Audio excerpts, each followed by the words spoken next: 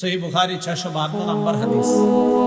عن أبي هريرة رضي الله تعالى عنه قال قال رسول الله صلى الله عليه وسلم আবু হুরায়রা রাদিয়াল্লাহু তাআলা আনহুর বর্ণনা, আল্লাহর নবী বলেন, বাইনামা রাজুলুন ইয়ামশি বিতরিক ওয়াজাদা উসতিন আলা শাওয়াজাদা উসনা শাওকিন ফিত তরিক মা আলা তরিক।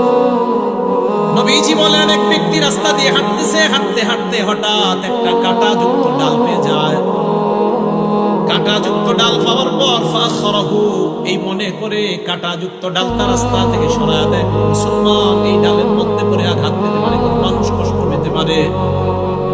একটা সুই পাইছেন, রাস্তায় ফালাই দিয়েছেন, একটা ইটের টুকরা, যে টুকরা আপনার পায়ে লাগছে, আপনি চিন্তা করলেন আমার আরেক মুসলমানের পায়ে লাগতে পারে, এই টুকরাটা আপনি সরাইয়া দিয়েছেন। একটা কলার সিলকা, এটাতে আপনি পিছলা খেয়েছেন, আপনি চিন্তা করলেন আমার আরেক মুসলমান ভাইও এই সমস্যায় পড়তে পারে, আপনি সরাইয়া দিলেন।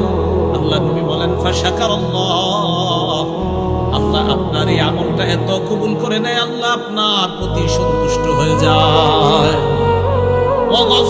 শুধু তাই নয়, আল্লাহ নবী বলেন তার আগে